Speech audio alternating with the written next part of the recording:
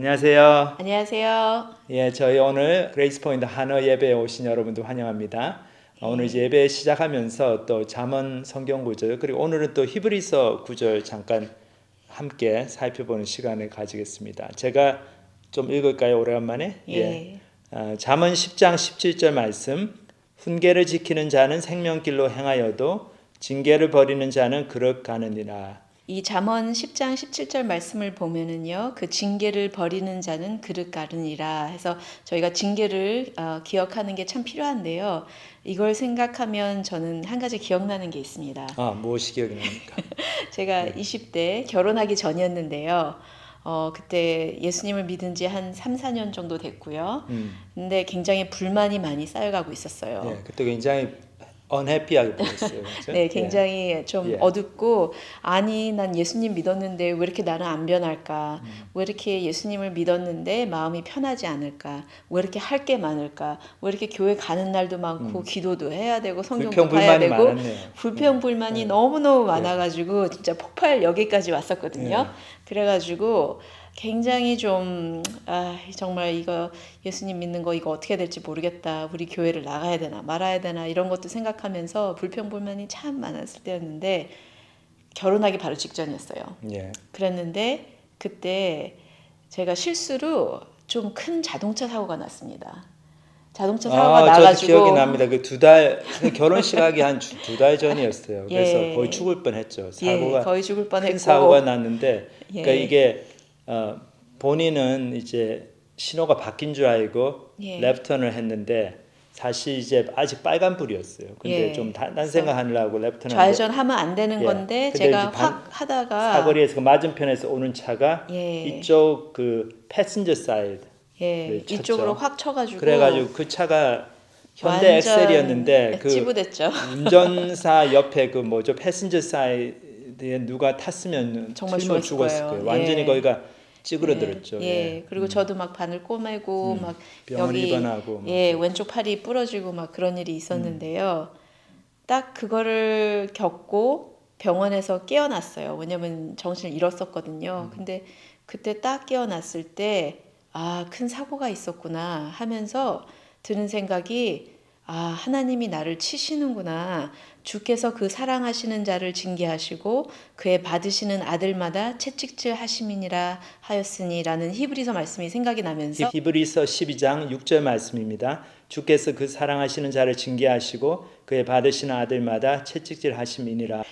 예, 그 귀절이 생각나면서 하나님이 나한테 너무 불평불만 많다고 그렇게 계속 오랫동안 이렇게 그런 마음을 갖고 있으니까 이렇게 나를 치시는구나라고 생각하면서 하나님이 나를 아들처럼 생각하시고 징계하시는구나 하고 너무 감사했던 생각이 납니다. 사랑에 예. 사랑에 매였죠. 하나님께 예. 정신 좀 차리라고. 예. 그래서 예. 참 하나님을 생각하면은 하나님이 나한테 징계하신 걸 생각하면은 그때 사고가 많이 생각이 나고요. 그러면서 제가 뭐 힘든 일 있고 어려운 일 있고 그래서 좀 약간 불평불만이 좀 생각이 들더라도 그때 생각을 하면 이러다가 내가 혼나지라는 혼나지. 생각도 들고 그래도 하나님이 나를 참 사랑하시지라는 생각을 하게 됩니다. 예. 그리고 저희가 결혼식 그 불의 말씀이 아나니아와 삽비라 말씀이었잖아요. 사도행전 5장. 너희는 아나니아와 삽비라처럼 되지 말라. 예. 그 경고의 말씀. 저희가 이 사람들은 뭐 교통사고를 당한 게 아니고 그냥 갔잖아요. 거짓말하다가. 예. 그러니까 우리가 하나님 하나님이 앞에 참 좀 무섭다. 하나님을 좀 두려워하고 예. 내가 이렇게 궁시렁궁시렁 불평불만하다가 다 들으신다. 크게 하는데 예. 마치 이런 우리가 마음으로 조심하는 마음으로 살아가는 게 참 인생에 큰 도움이 됩니다. 사실. 예. 참 하나님을 두려워해야 되고 하지만 또 하나님이 너무 사랑하시는 걸 알고 그래서 참 감사하고 그래서 여러 가지 참 생각이 드는데요. 여러분들은 어떻습니까? 그 인생에 좀 하나님한테 징계받은 경험이 있으십니까? 말씀을 붙드시고 하나님이 나에 대해서 이것을 못마땅하게 생각하시는구나. 이거를 굉장히 안 좋게 생각하시는구나. 라는 그런 경험이 있으신지요? 그런 하나님의 징계를 소중히 여기시고 기억하시고 그런 훈계를 기억하고 주님 뜻대로 살아가시는 그런 일주일 되시길 바랍니다. 기억하는 게 참 중요한 것 같아요. 방금 그 말씀하신 교통사고는 예.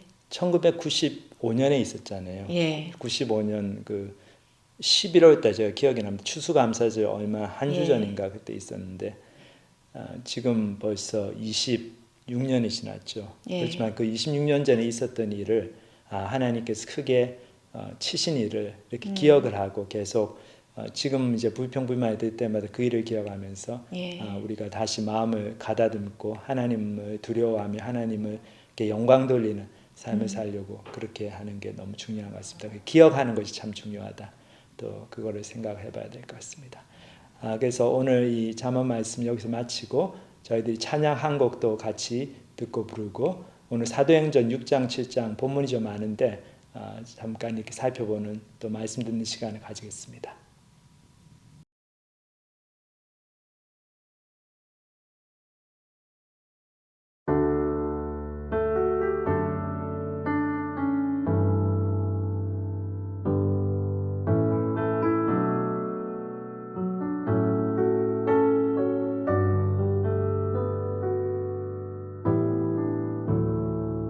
세상을 구원하기 위해 흘려야 할 피가 필요하다면 죄인을 대신하기 위해 희생의 제물 필요하시다면 내 생명 제단 위에 드리니 주 영광 위에 사용하소서. 생명이 또다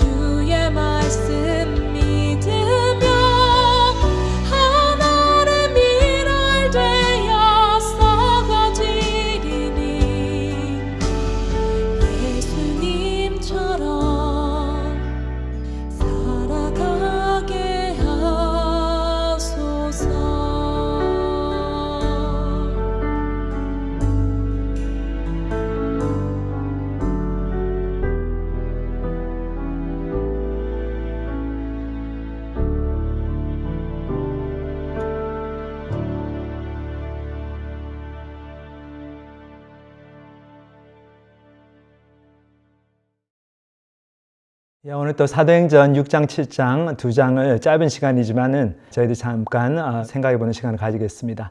이 6장과 7장에는 두 가지 중요한 사건이 나옵니다. 하나는 이 예루살렘 교회가 이제 큰 교회로 점점 성장하면서 불가피하게 어떤 갈등을 겪게 됩니다. 그래서 그 갈등의 해결책으로 7명의 새로운 리더들을 세웁니다. 12사도 이외에 또 7명의 새로운 리더들이 세워지는 그 장면이 나오고, 또 하나는 이제 그 7명의 새로운 리더 중에 한 사람이었던 스데반이라는 사람이 예루살렘에 있던 유대 종교 지도자들과 충돌이 일어나서 거기서 정말 하나님 말씀을 전하다가 돌에 맞아서 순교하는 사건이 벌어집니다. 그래서 이 스데반의 순교 사건은 예루살렘 교회의 큰 박해로 이어지고, 그래서 교회에 있는 많은 교인들이 다 흩어지는 어려움을 당하게 되는 이제 계기가 되는 사건입니다. 이 두 사건을 저희가 함께 살펴보도록 하겠습니다. 6장 제가 본문을 읽겠습니다. 그때 제자가 더 많아졌는데 헬라파 유대인들이 자기의 과부들이 매일의 구제에 빠짐으로 히브리파 사람을 원망하니. 예루살렘 교회가 급성장을 했죠. 베드로 사도의 그 처음 설교를 통해서 3,000명이 회심을 하고, 그 뒤로도 많은 숫자 사람들이 예수님의 복음을 받아들이고 이 믿음 생활을 시작합니다. 그래서 예루살렘 교회에는 이제 두 종류의 유대인들이 있었습니다. 이 교회가 주로 유대인으로 구성된 교회인데, 한 그룹은 히브리파 유대인들, 유대 지역에 계속 있으면서 그 히브리 문화, 자기 이스라엘 사람으로서 문화와 전통을 계속 지키고 또 히브리어에 능통한 그런 유대인들이죠. 그리고 이제 다른 한 그룹은 이제 헬라파 유대인들. 이 유대인들은 유대 지역 바깥으로 다 흩어져서 이민 생활을 하다가 이 예루살렘에 와서 예수님을 믿게 되고 이 예루살렘 교회에 조인한 사람들입니다. 그러니까 저희가 이제 미국, 한국 이민교회를 생각해 보면 거기에 우리 이민 1세들 또 1.5세들 한국말을 잘하고 한국 문화에 익숙한 그런 사람들과 또 그들의 자녀 우리 2세들 한국 사람이지만 또 미국 사람이고 코리안 아메리칸이라고 그러죠. 그래서 언어적으로도 영어가 훨씬 편하고 한국말이 서툰 아니면 전혀 하지 못하는 그런 2세, 그런 구조하고 비슷한 구성원으로 예루살렘 교회가 형성이 되었습니다. 그래서 이 교회에서 이제 과부들을 구제하는 그런 프로그램이 있었는데, 옛날에는 사실 이제 과부들인데 자식이 없고 그러면은 참 그 생활이 힘들었죠. 그래서 교회에서 이렇게 정책적으로 그런 과부들을 등록을 받아가지고 이제 매주마다 먹을 것을 나눠주고 그런 이제 구제하는 프로그램이 있었던 것 같아요.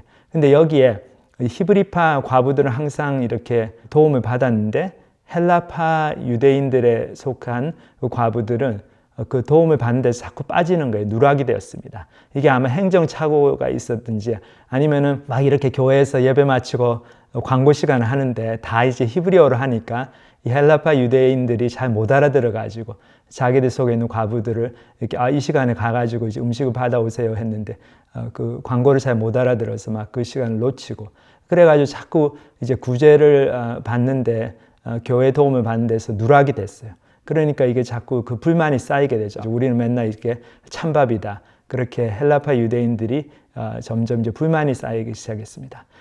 그래서 저희들 이렇게 이걸 생각해 보면은 이 교회가 아무리 성령 충만하고 믿음 좋은 사람들이 모여도 사람들이 모인 것이고, 특히 이제 교회가 성장할수록 그 속에 이제 여러 가지 소위 말하는 그 인프라스트럭처가 필요하죠.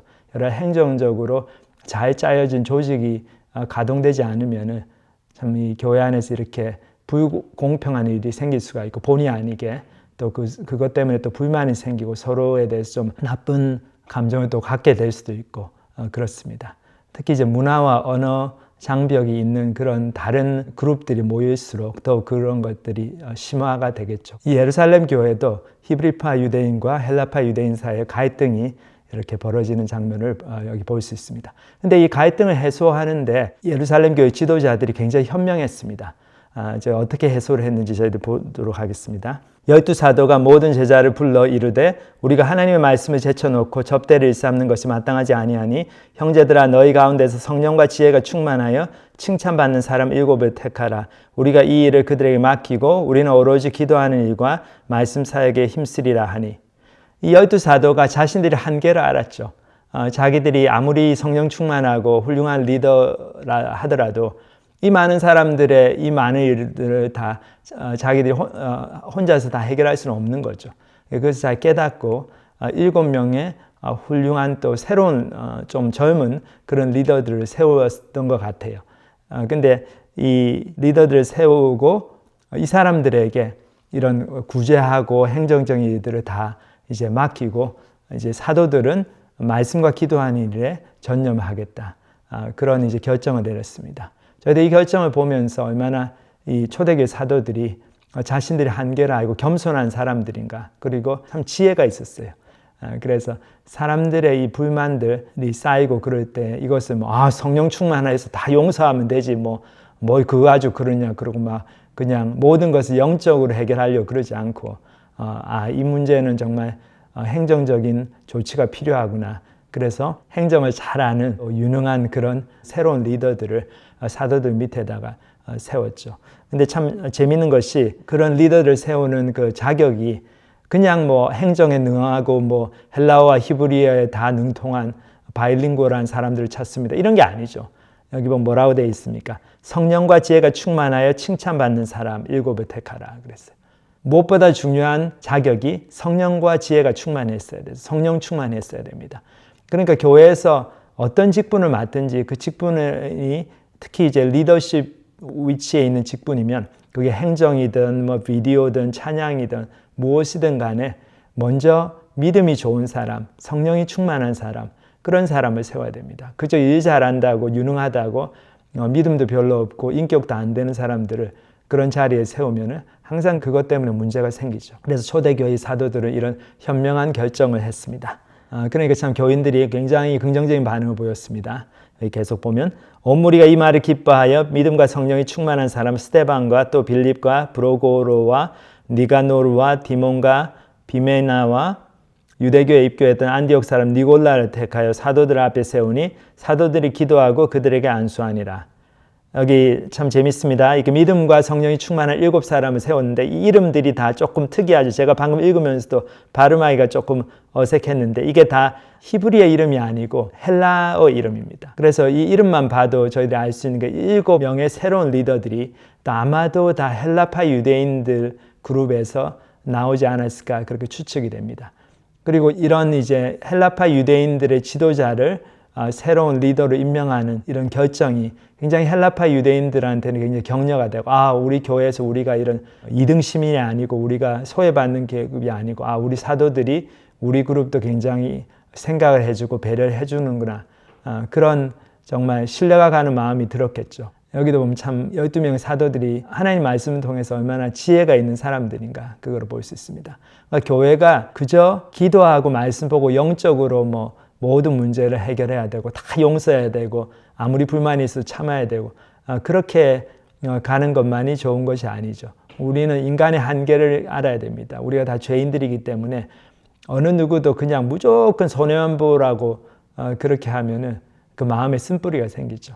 그렇기 때문에 교회 지도자들이 또 교회 이제 스몰 그룹 리더들이 우리 교인들 사이에 마음 상하는 일은 없는가, 좀 불공평한 일들 그런 일들이 벌어지지는 않는가, 그래서 혹시 소외되고 있는 사람들은 없는가, 그것을 살펴보는 것이 중요한 것 같습니다. 자, 이렇게 교회가 이런 불공평한 요소들을 다 제거하고 더욱 하나됨에 힘쓰니까, 그래서 헬라파 유대인들 리더들을 세우고 그렇게 하니까 하나님 말씀이 점점 더 흥왕해 갔습니다. 여기 그 다음 구절을 보면 하나님 말씀이 점점 왕성하여 예루살렘에 있는 제자의 수가 더 심히 많아지고 허다한 제사장의 무리도 이 도에 복종하니라. 여기 아주 중요한 대목이 나오죠. 허다한 제사장의 무리도 이 도에 복종하니라. 제사장 그룹, 사두개인들 그룹들이 가장 예루살렘 교회와 긴장을 형성하고 싫어했던 사람들이죠. 근데 그 제사장 그룹 속에서도 이제 믿는 사람들이 생겼습니다. 이거는 뭘 보여줍니까? 이 하나님의 교회가 얼마나 영적으로 능력이 있었나, 그들의 말씀에 그 하나님의 그 축복이 임재하심이 있었나, 그것을 볼 수 있습니다. 근데 아까 그 7 리더들 가운데 다들 성령과 지혜가 충만했지만 특별히 스데반이라는 사람이 더욱 그랬던 것 같습니다. 그래서 스데반의 사역에 대해서 잠깐 여기 언급이 되고 있습니다. 스데반이 은혜와 권능이 충만하여 큰 기사와 표적을 민간에 행하니 이른바 자유민들 즉 구레네인 알렉산드리아인 길리기아와 아시아에서 온 사람들의 회당에서 어떤 자들이 일어나 스데반과 더불어 논쟁할세 스데반이 지혜와 성령으로 그 말함을 그들이 능히 당하지 못하여. 자, 여기 보면은 스데반이 은혜와 권능이 충만했고 큰 기사와 표적, 아마 병 고치는 은사 그런 여러 가지 기적적인 역사들도 많이 일으켰던 것 같아요. 그래서 저희 여기 보면 알 수 있는 게 7명의 리더들이 그저 교회에서 행정 보고 그런 일만 하는 사람들이 아니죠. 성령과 지혜가 충만했고 굉장히 영적으로 능력이 있는 탁월한 지도자들이었습니다. 근데 스데반이 회당에 가서 말씀 전하는데 여기 보면 자유민들의 회당이다 그랬어요. 이 회당의 이름입니다. 영어 성경에 보면 이제 Synagogue of Free Men 이렇게 되어 있는데 이 자유민들의 회당이라는 회당이 있었는데 이 회당은 주로 헬라파 유대인들이 와가지고 안식일 날 말씀 보고 기도하고 그런 곳이었어요. 그래서 스데반이 아마 헬라어에 능통하고 그러니까 이 헬라파 유대인들과 많은 논쟁을 벌였습니다. 정말 예수님이 하나님의 아들인가? 그리고 구약의 전통이 우리를 구원해 주는가? 성전은 어떠한가? 그런 여러 가지 논쟁을 벌인 것 같아요. 근데 스데반이 너무나 조리 있게 능력 있게 말을 하니까 이 사람들이 이 헬라파 유대인들이 감당을 못했어요. 그래서 감당을 못했으면은 논쟁에 졌으면은 그냥 겸손하게 스데반의 말을 듣고 좀 성경 공부도 하려고 그러고 그래야 되는데 그러지 않고 이 사람들 어떤 반응을 보입니까? 무조건 우기고 스데반을 몹시 미워하게 됩니다. 그래서 마치 예수님을 죽일 때처럼 스데반에게도 거짓 누명을 씌워가지고 스데반을 해치려고 그렇게 음모를 꾸밉니다. 여기 이제 본문 계속 보면 사람들을 매수하여 말하게 하되 이 사람이 모세와 하나님을 모독하는 말을 하는 것을 우리가 들었노라 하게 하고 백성과 장로와 서기관들을 충동시켜 와서 잡아가지고 참 비슷하죠. 예수님을 예루살렘 성전 유대 지도자들이 잡을 때도 이렇게 거짓된 제목을 씌우죠. 이 사람이 하나님의 성전을 모독했다. 그런 식으로 잘못된 증거들을 들이대서 예수님을 체포하고 또 결국은 십자가에 못 박혀 죽이게 되었는데 여기서 스데반에게도 같은 음모를 꾸며가지고 죄목을 씌웁니다. 근데 스데반이 사실 이렇게 거짓된 증거를 통해 가지고 죄목을 받은 것은 사실이지만 하지만 또 스데반의 메시지에 분명히 유대인들이 싫어하는 메시지가 있었죠. 모세의 율법에 대해 스데반이 아마도 그거 가지고 구원을 받지는 못한다 그런 얘기를 했을 거고 그리고 유대인들이 그렇게 금쪽같이 여기고 하나님처럼 생각하고 있던 그 예루살렘 성전에 대해서도 스데반이 참된 성전은 예수 그리스도이시다 그런 말씀을 전했던 것 같습니다. 그렇기 때문에 이 유대인들이 걸고 있는 죄목이 꼭 그렇게 또 전부 다 무조건 잘못된 허무맹랑한 것이다 또 그렇게는 얘기할 수가 없죠. 이렇게 해서 본문을 읽어보면 공회에 이르러 거짓 증인들을 세우니 이르되 이 사람이 이 거룩한 곳과 율법을 거슬러 말하기를 맞이 아니하는도다. 그의 말에 이 나사렛 예수가 이곳을 헐고 또 모세가 우리에게 전하여 준 규례를 고치겠다 함을 우리가 들었노라 하거늘. 자, 이 공회가 이 산헤드린이라고 하는 70명의 유대의 종교 지도자들로 이루어진 유대의 최고 의사결정 기관입니다. 이 산헤드린에서는 사형을 집행할 권한은 없었지만 사형을 언도할 권한은 있었습니다. 그래서 사람을 죽이고 살리고 할 수 있는 그런 무서운 엄청난 종교적인 권력 기관이었어요. 그래서 산헤드린 법정에 서는 거는 너무너무 두려운 일이죠. 그래서 이제 법정에서 스데반이 이런 죄목을 받습니다. 이 사람이 우리가 그렇게 소중하게 여기는 목숨을 걸고 지키려고 하는 모세 율법에 대해서 그것을 통해서는 구원을 못 받는다고 그리고 이 성전에 대해서도 나사렛 예수 그리스도가 성전이고 이 성전은 아무것도 아니다. 그런 식으로 얘기했다. 그런 죄목을 붙이니까 이게 심각한 상황이죠. 그래서 스데반이 여기에 대해서 어떻게 반응을 보이냐에 따라 가지고 그의 목숨이 위태로울 수도 있는 이런 상황이었어요. 자, 여기서 스데반이 어떤 반응을 보입니까? 참 놀랍게도 7장을 보면은 스데반의 긴 설교가 나옵니다.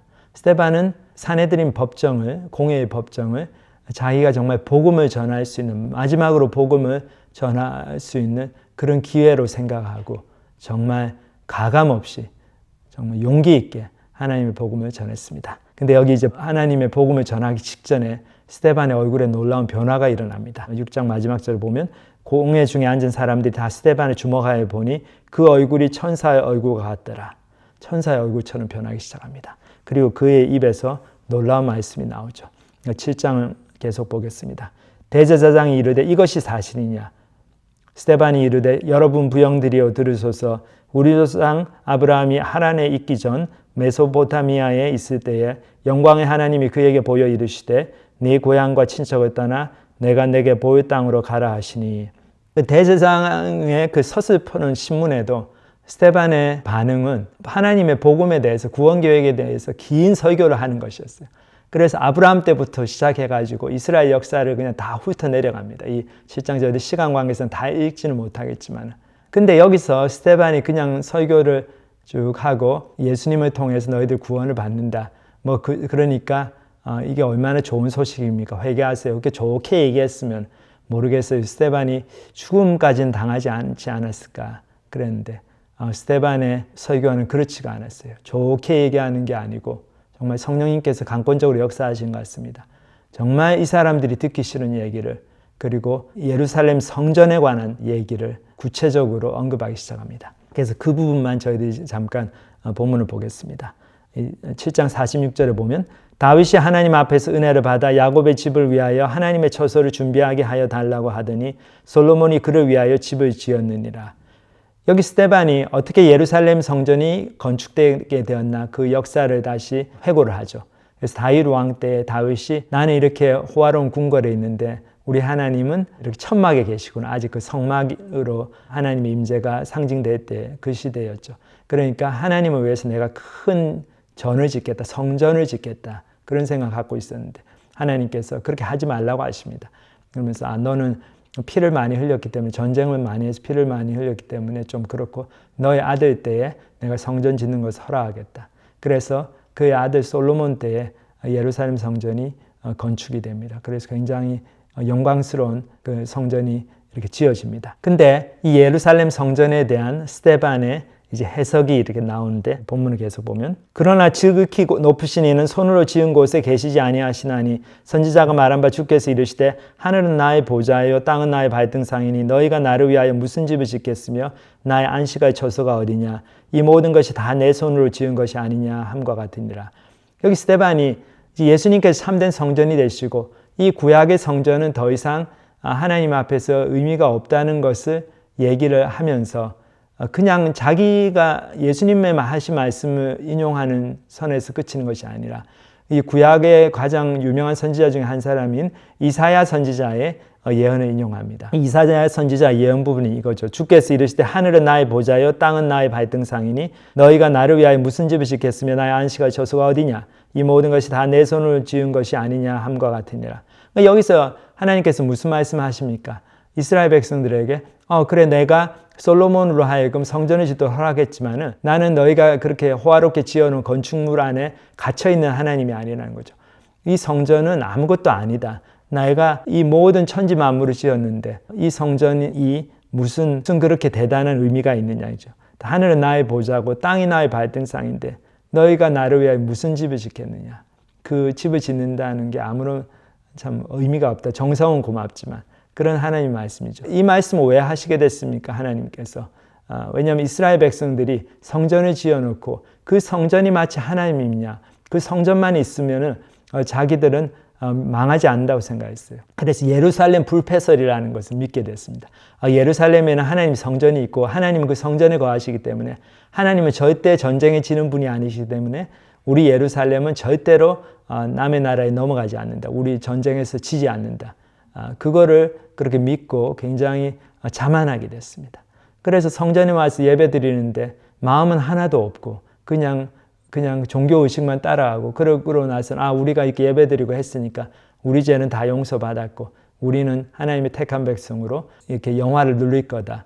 이런 잘못된 신관, 잘못된 신학을 가지고 있었죠. 거기에 대해서 이사야 선지자가 강력하게 비판을 합니다. 여기 이사야에서 보면은 하나님의 말씀이 나오죠. 이사야 66장 1절부터 5절. 여호와께서 이와 같이 말씀하시되 하늘은 나의 보좌요 땅은 나의 발판이니 너희가 나를 위하여 무슨 집을 지으랴 내가 안식할 처소가 어디냐 나 여호와가 말하노라 내 손이 이 모든 것을 지었으므로 그들이 생겼느니라. 무릇 마음이 가난하고 심령에 통회하며 내 말을 듣고 떠는 자 그 사람은 내가 도보려니와 소를 잡아 드리는 것은 살인함과 다름이 없이 하고 어린 양으로 제사 드리는 것은 개의 목을 꺾음과 다름이 없이 하며 드리는 예물은 돼지의 피와 다름이 없이 하고 분향하는 것은 우상을 찬송함과 다름이 없이 행하는 그들은 자기의 길을 택하며 그들의 마음은 가증한 것을 기뻐한즉. 여기서 하나님께서 무슨 경고를 주고 계십니까? 너희가 예루살렘 성전에 대해서 자부심을 가지고 이 성전에 와서 우리가 제사만 드리기만 하면은 하나님께서 다 모든 것을 용서해 주시고 하나님은 언제나 우리 편이 돼 주실 거다. 그런 잘못된 신관에서 벗어나라는 거죠. 하나님은 말씀하십니다. 너희가 그렇게 마음도 없이 와가지고 드리는 예물 나는 아무 필요가 없다. 나는 하나도 받지 않겠다. 너희의 제물을 드리는 것은 돼지에 잡아가지고 그 피를 드리는 것과 마찬가지로 가증한 것이다. 그러니까 저희가 교회 와가지고 예배 드리고 아무리 그렇게 해도 하나님은 저희의 마음을 보시기 때문에 우리의 마음이 들여가지 않은 그런 예배, 그리고 하나님의 말씀에 대한 순종할 마음의 태도가 없이 하는 성경 공부, 이런 것들은 하나님 앞에서는 참 시간 낭비고 가증한 것들입니다. 그렇기 때문에 저희들이 정신 차려야 됩니다. 저희들이 하나님을 두려워해야 됩니다. 내가 아무리 교회를 열심히 다니고 성경 공부를 하고 예배에 나오고 해도 정말로 내가 하나님의 말씀에 떨고 있는가, 하나님의 말씀에 귀 기울이고 있고 하나님의 말씀에 순종하려고 하는 마음이 있는가, 또 그렇게 하나님께 순종하고 있는가. 그렇지가 않다면 우리가 말씀 듣고 예배 드리고 하는 것이 하나님의 앞에서는 아무 의미가 없을 수 있습니다. 그렇기 때문에 저희들이 이 경고를 마음 깊이 새겨야 될 것 같습니다. 자, 그렇게 얘기하고 난 스데반이 바로 그 서슬퍼런 종교 지도자들에게 직격탄을 날립니다. 소위 그 한국말로 돌직구를 날리죠.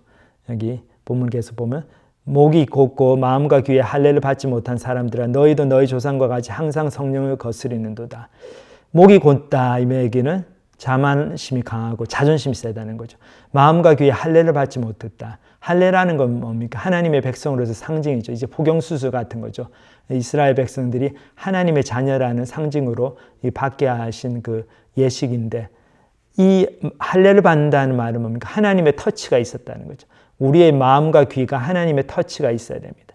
그러면은 저희들의 귀가 열려서 하나님 말씀을 들을 수가 있고, 저희의 눈과 마음이 열려가지고 하나님이 일하시는 거, 하나님이 하시는 말씀을 볼 수가 있죠. 그리고 저희 자신의 죄된 모습을 볼 수가 있고, 그러니까 회개하게 되고 겸손하게 되고 하나님 말씀 앞에 벌벌 떨게 되고 하나님을 두려워하게 되고, 사람들이 나한테 충고를 해주고 무엇을 지적해주고 가르쳐줄 때 그것을 듣게 되고, 그 사람이 뭐 나이가 나보다 많든 적든 떠나서 그 말씀이 바른 말씀이면 그 말씀을 달게 듣게 되는 그런 겸손함이 생기게 되죠. 근데 지금 스데반이 유대 종교 지도자들에게 하는 말이 뭡니까? 너희가 마음과 귀에 할례를 받지 못했다는 거죠. 너희는 교만하고 자존심이 가득 차 있어가지고 회개하지 않는다. 그것을 지적하고 있습니다. 계속 본문을 읽어보면 너희 조상들이 선지자들 중에 누구를 박해하지 아니하였느냐? 의인이 오시리라 예고한 자들을 그들이 죽였고 이제 너희는 그 의인을 잡아준 자여 살인한 자가 되나니 너희는 천사가 전한 율법을 받고도 지키지 아니하였도다 하니라. 그들이 이 말을 듣고 마음에 찔려 그를 향하여 이를 갈거늘. 여기 이제 의인이라는 말은 뭡니까? 예수 그리스도죠. 그러니까 예수 그리스도가 오심을 예언하는 선지자들, 그리고 예수님이 오셔가지고 하나님의 나라가 임한다. 그러니까 하나님의 이 심판이 임박했으니까 너희 회개해야 된다. 그렇게 위선적으로 종교 생활하면 안 된다. 그렇게 참된 하나님 말씀을 전하는 선지자들을 죽였다는 거죠. 그러니까 너희도 똑같은 일을 했다. 그 의인이 오셨는데, 예수 그리스도 오셨는데 너희들이 잡아 죽이지 않았느냐. 그리고 천사가 전한 율법, 모세 율법 너희들이 좋아한다고 그러지만 너희가 정말로 마음으로 그걸 지키고 있느냐. 그렇지 않지 않느냐. 자, 이런 얘기를 하니까 이 사람들의 반응은 어떻습니까? 너무나 하나님의 능력이 들어간 설교였기 때문에 마음에 찔림을 받았습니다. 사도 베드로가 이 사도행전 2장에 처음으로 오순절 사건 때 성령 강림을 하신 다음에 그 설교를 했을 때 3,000명이 회심할 때도 그들의 마음이 찔렸다 그랬죠. 똑같이 마음이 찔렸는데 이 사람들은 어떻게 합니까? 마음이 찔려가지고 기분이 나빴어요.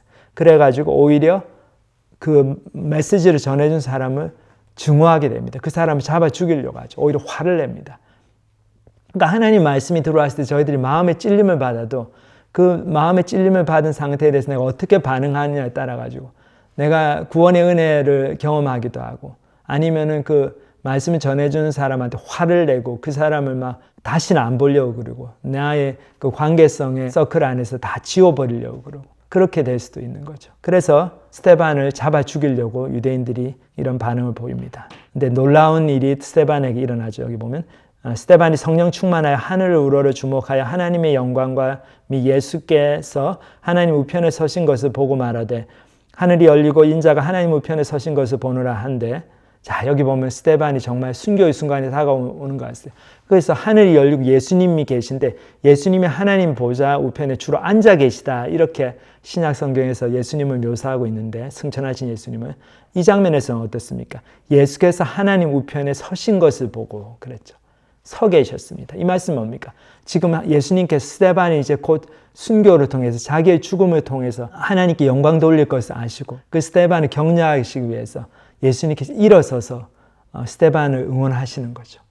참 그 장면을 스데반이 보고 얘기를 하니까 이 사람들이 더 화를 냅니다. 여기 보면 그거 안 들으려고 그 듣기 싫고 마음이 찔리니까 뭐라고 그럽니까? 여기 그들이 큰 소리를 지르며 귀를 막고 일제히 그에게 달려들어 성 밖으로 내치고 돌로 칠세. 증인들이 옷을 벗어 사울이라 하는 청년을 발 앞에 두니라. 그들이 돌로 스데반을 치니 스데반이 부르짖어 가로되 주 예수여 내 영혼을 받으시옵소서 하고 무릎을 꿇고 크게 불러 이르되 주여 이 죄를 그들에게 돌리지 마옵소서 이 말을 하고 자니라.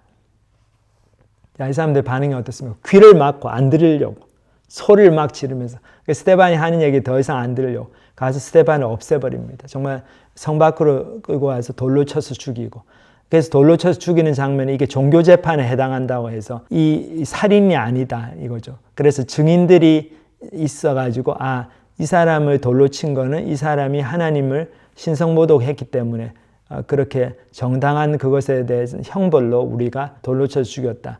그거를 증언해 주는 증인들만 있으면 그것이 합법화가 됐어요. 유대인들의 율법에 의하면. 그래서 이 증인들이 자기들의 옷을 벗어가지고 사울이라고 한 청년 이 모든 걸 지켜보고 스데반이 순교당하게 만드는 그 장면을 다 주관했던 그 사울이라는 청년 앞에 옷을 내려놓습니다. 그래서 스데반이 마지막 죽어가면서 참 예수님의 죽음과 비슷한 그런 장면을 연출합니다. 예수님께서 십자가에서 죽으실 때 주여 저들의 죄를 용서하옵소서 저들은 자기들이 하는 일을 알지 못하나이다. They don't know what they are doing. 그런 기도를 하신 것처럼 스데반도 비슷한 기도를 드리죠. 여기 보면 주 예수여 내 영혼을 받으시옵소서 하고 무릎을 꿇고 크게 불러 이르되 주여 이 죄를 그들에게 돌리지 마옵소서 이 말을 하고 자니라. 성도의 죽음을 이제 신약 성경에서는 잔다고 표현하죠. 왜냐하면 우리가 결국 다 부활해서 다시 깨어나서 예수님 앞에 나갈 거기 때문에. 그래서 스데반이 여기서 예수님 때문에 순교를 당하게 됩니다. 초대교회에서 첫 번째 순교자가 됩니다. 근데 스데반이 이 순교한 사건을 보면 어떻습니까? 저희들이 두 가지 큰 교훈을 볼 수가 있습니다. 첫 번째로 성령의 역사라고 해서 성령 충만한 삶을 산다고 해서 꼭 이 땅에서 해피엔딩을 맞이하는 게 아니라는 거죠. 스데반이 너무나 성령 충만해가지고 사역을 능력 있게 했는데 그 결과로 죽었습니다. 그 결과로 돌에 맞아 죽었죠. 그래서 이거는 우리가 성령에 충만해서 사역할 때 어떤 결과가 나오느냐 이것이 하나님의 절대적인 주권에 달려있다는 것을 그 진리를 보여주는 장면입니다. 사도 베드로가 그 사도행전 2장에서 성령 충만해가지고 그 오순절날 설교했을 때는 3,000명이 회심을 했는데 이 스데반은 이 사도행전 7장에서 성령 충만해가지고 공회 앞에 설교를 했더니 돌이 3,000개가 날라왔죠. 그래서 돌에 맞아 죽었습니다.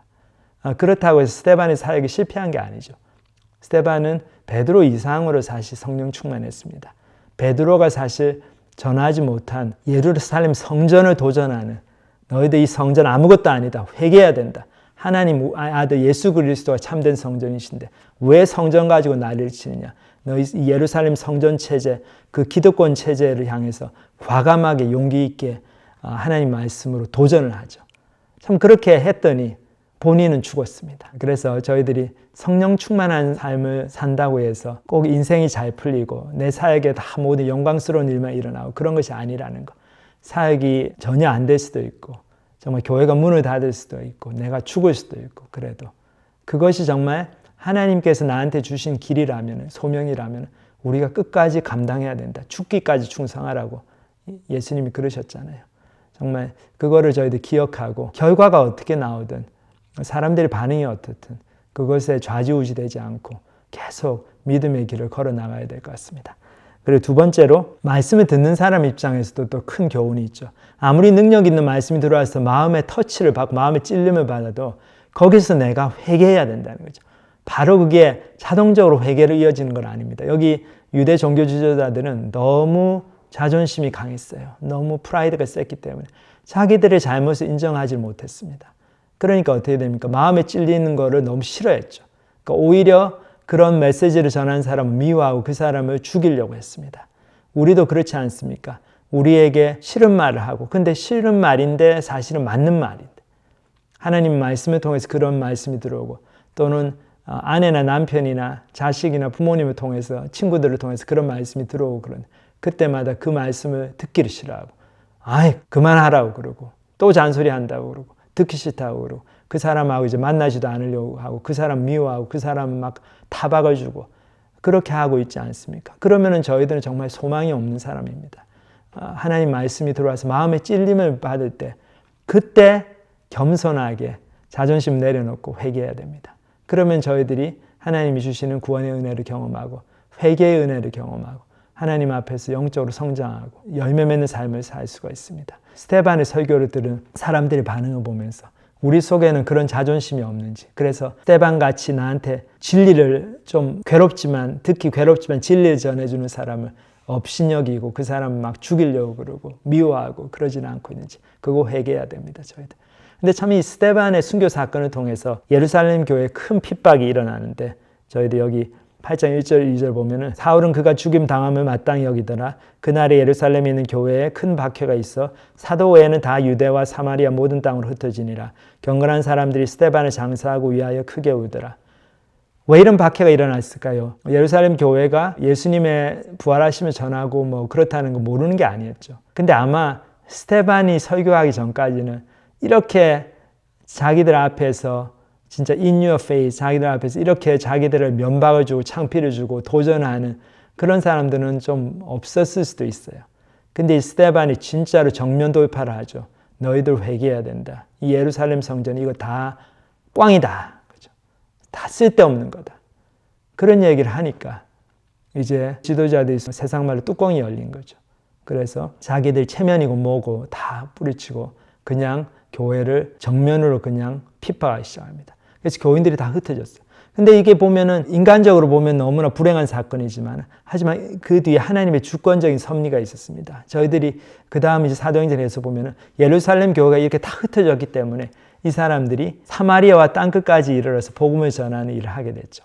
사실 예루살렘 교회가 예루살렘에만 머무르고 거기서 복음 전하고 자기들끼리 참 즐겁게 살 수도 있었는데, 그런 또 어떻게 보면 유혹이 있었죠. 그리고 예루살렘 종교 지도자들하고 적당히 평화를 누리고 그 사람들을 비위 안 건드리고 조용하게 우리는 우리 사역하고 그럴 수도 있었는데, 그게 아니고 큰 사건과 싸움이 일어나게 되어서 이제 완전히 예루살렘 교회의 메시지는 이 유대 종교 지도자 유대교의 메시지하고 완전히 틀리다는 거, 이거는 함께 갈 수가 없는 거라는 걸 온 세상에 보여줬죠.